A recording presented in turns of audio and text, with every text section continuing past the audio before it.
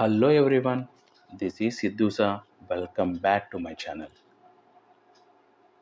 ఈరోజు ఈ క్లాస్లో మనం refraction of a light through a glass lab గురించి చాలా క్లియర్గా ఎక్స్ప్లెయిన్ చేసుకోబోతున్నాం.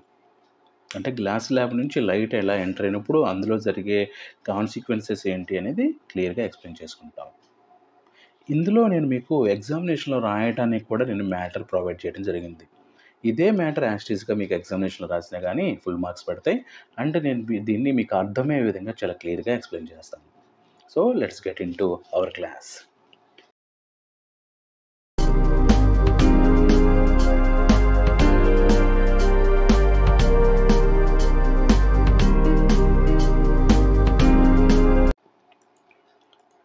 గ్లాస్ ల్యాబ్ అంటే ఏంటి అంటే 3 డైమెన్షన్స్ షేప్ ఉన్న ఒక క్యూబాయిడల్ షేప్లో ఉంటుంది. ఇది అంటే లెంత్, బ్రెడ్త్, హైట్ ఉంటుంది. అది గ్లాస్ ల్యాబ్. ఈ విధంగా చూడటానికి ఇలా ఉంటుంది. దీంట్లో నుంచి లైట్ పాస్ అయినప్పుడు ఏం జరుగుతుందని చూద్దాం. సో ఈ డయాగ్రామ్ ఒకసారి చూడండి. ఇందులో చూసినప్పుడు PQRS అనేది మన గ్లాస్ ల్యాబ్. ఇన్సిడెంట్ రే ఈ పాయింట్ దగ్గర ఇన్సిడెంట్ అయినప్పుడు అక్కడ ఒక లైన్ డ్రా చేస్తున్నాం పర్పెండిక్యులర్గా, దాన్ని మనం నార్మల్ అంటాం. ఎప్పుడైతే లైట్ రేరర్ మీడియం నుంచి డెన్సర్ మీడియంలోకి వస్తుందో అప్పుడు ఆ light towards the normal bend అవుతుంది. అదే మీకు డెన్సర్ నుంచి రేరర్ మీడియంలోకి వెళ్తుంటే away from the normal bend అవుతుంది. ఈ పాయింట్స్ రెండింటిని గుర్తుంచుకోండి. అండ్ ఇన్సిడెంట్ రే స్ట్రైట్గా ఒక లైన్ డ్రా చేసాం, ఇక్కడ డాటెడ్ లైన్స్ చూసారు కదా, అది. సో ఇలా మనం ఇది ఇన్సిడెంట్ రే ఎక్స్టెన్షన్ అనమాట.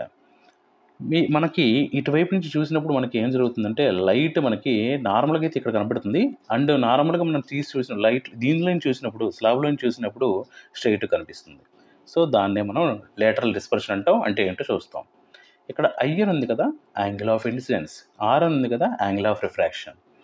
సో ఇక్కడ మళ్ళీ మనకి ఎమర్జెంట్, యాంగిల్ ఆఫ్ ఎమర్జెంట్ అంటాం. ఇక్కడ యాంగిల్ E అంటే, సో R అంటే యాంగిల్ ఆఫ్ రిఫ్రాక్షన్ మళ్ళీ.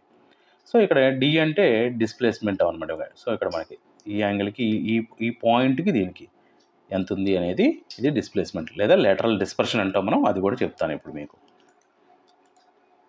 నెక్స్ట్ ఇందులో కొన్ని టర్మ్స్ ఉన్నాయి, వాటి గురించి మనం తెలుసుకోవాలి క్లియర్గా. ఏంటి అంటే ఇన్సిడెంట్ రే, ఏ రే అయితే స్టార్టింగ్ పడుతుందో గ్లాస్ స్లాబ్ మీద దాన్ని మనం ఇన్సిడెంట్ రే అంటాం.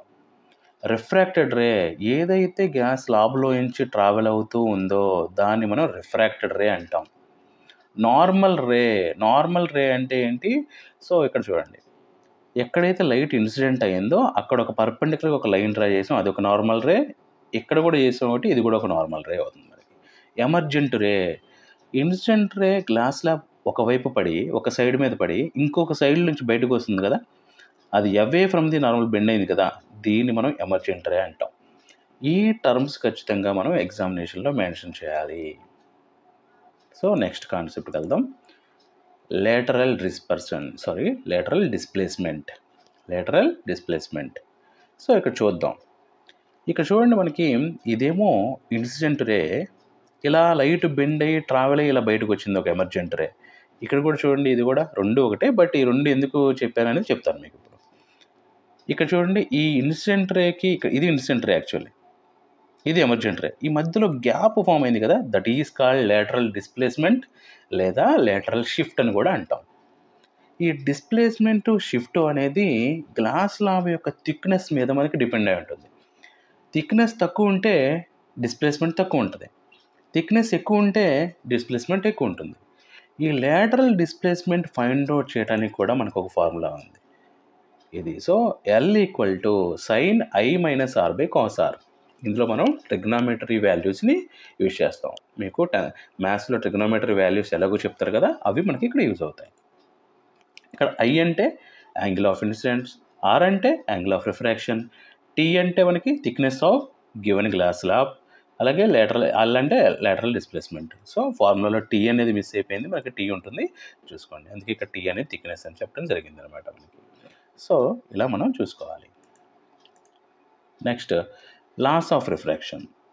ఇక్కడ చూడండి, the refracted ray from the surface incident or what we call obliquely falling ray and the normal ray at the point of incidence all will tend to lie together in the same plane. అంటే ఇవన్నీ ఒకే side ఉంటాయి, ఒక ప్లేన్కి ఒక సర్ఫేస్కి ఒకే side ఉంటాయి అని చెప్తాం.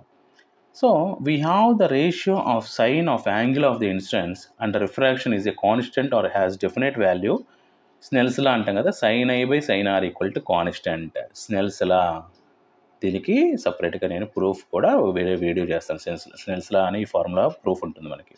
ఇక్కడ I అంటే ఆర్ అంటే మీకే తెలుసు. సో నెక్స్ట్ ప్రాబ్లం చూద్దాం ఈ కాన్సెప్ట్ గురించి.